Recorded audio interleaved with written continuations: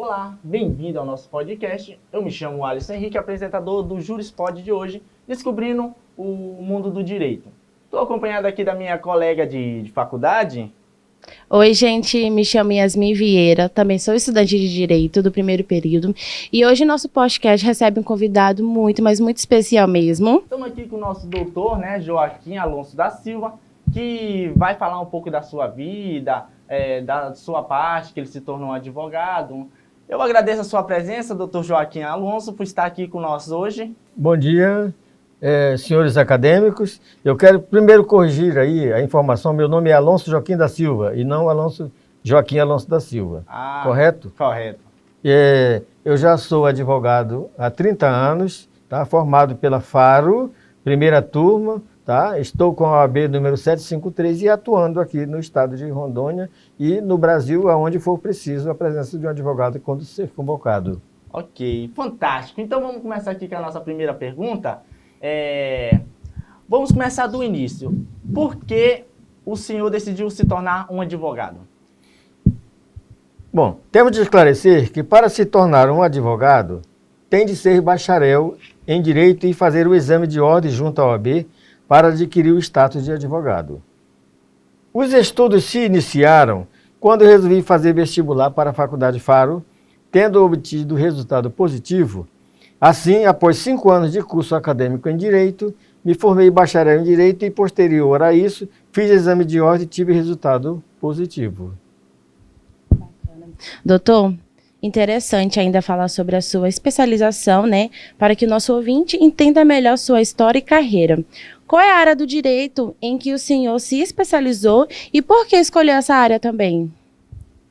Na verdade, eu procurei me especializar nas áreas civil, trabalhista, criminal e família, pois entendi que tais especializações me trariam um conhecimento bem diversificado e assim sempre atuei e atuo nas referidas áreas acima citadas. Agora eu quero que o senhor explique assim pra gente.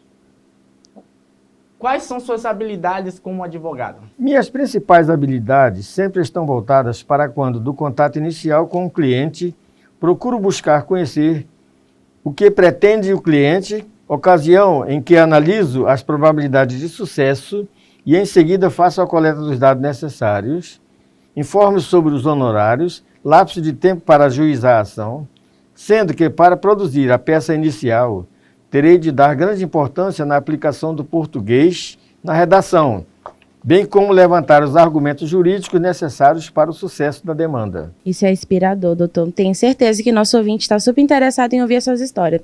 Doutor, você poderia compartilhar conosco um caso que tenha sido particularmente desafiador e que tenha deixado uma marca na sua carreira, explicando também para a gente como conseguiu superar esses desafios? Aconteceu de um cliente que já havia sido julgado em uma ação criminal que envolveu assédio sexual de menores, artigo 217-A e 123, parágrafo 1º do Código Penal, onde o réu foi condenado a 26 anos, 9 meses e 18 dias no regime fechado, o qual havia sido acompanhado por outro advogado no juízo ACOR. Como você sabe, o juízo ACOR é o juízo da primeira instância, correto? Seus familiares me procuraram para fazer uma apelação de sentença ao Tribunal de Justiça, com a intenção de reduzir a pena aplicada. Ocorreu que, ao analisar o processo, aceitei o desafio e busquei todas as falhas havidas no juízo ACOR. Demonstrei para os desembargadores os argumentos de defesa. O réu já estava preso há 3 anos, inclusive, tá?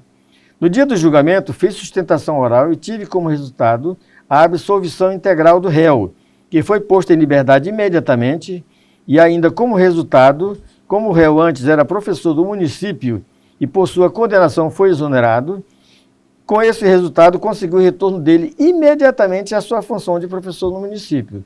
Isso me deixou uma marca registrada como um resultado positivo. Para dizer a verdade, isso é muito interessante, eu nunca tinha ouvido uma coisa assim. Mas, enfim, continuando assim com as nossas perguntas, nessa parte assim, do ramo assim dessas coisas assim, quais são os maiores desafios que o senhor enfrenta como um advogado?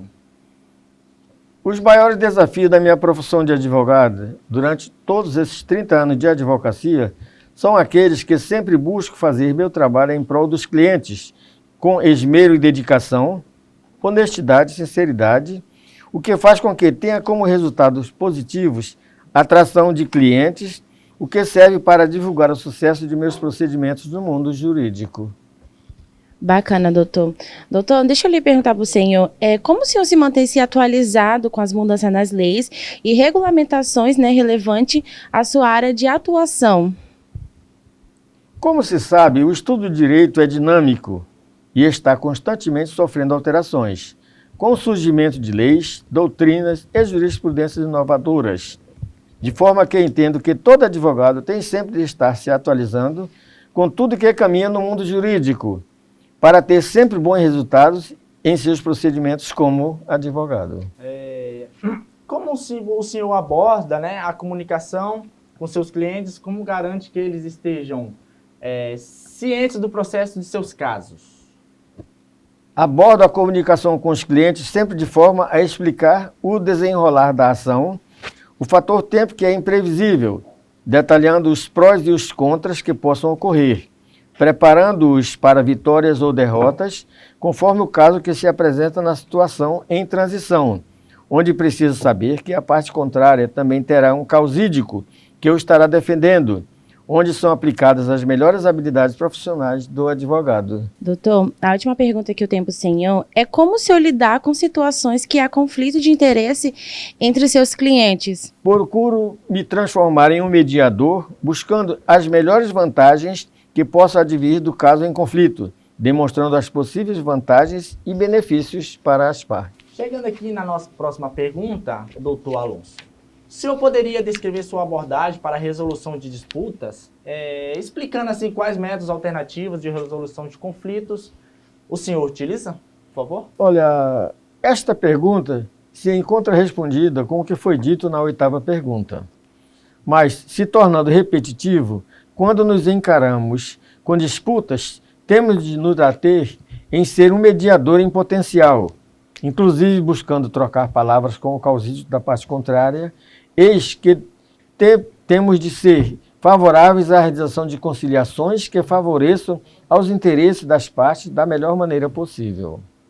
E agora, finalizando a nossa última pergunta, né, com a nossa última pergunta, eu queria perguntar assim para o senhor, o que o senhor falaria para aquele aluno que está saindo do ensino médio, que está querendo entrar na faculdade, o que o senhor falaria do curso de Direito para esse aluno?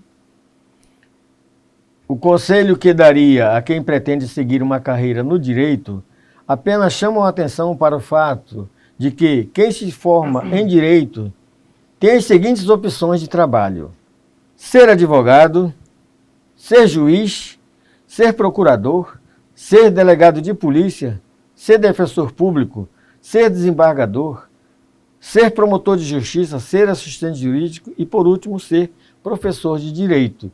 Isto tudo dentro de uma ética lógica em que o direito nos informa. Excelente conselho, viu, doutor? Doutor, muito obrigada por o senhor compartilhar as suas histórias conosco, viu? O que desejamos ao senhor muito sucesso na sua carreira, viu? Eu que agradeço pelo convite formulado, tá?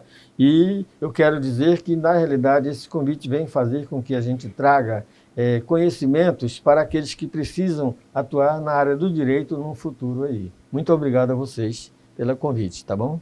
Então a gente se encaminha para um final de podcast junto com o nosso doutor Alonso Joaquim da Silva. Muito obrigado pela sua presença aqui hoje. E é isso aí, gente. Para vocês que estão querendo seguir a área do direito, nós teve aqui o nosso doutor mostrando para você que tem várias oportunidades para você seguir. Muito obrigado, você que ouviu o nosso podcast. Até o próximo episódio do nosso Jurispod. Muito obrigado.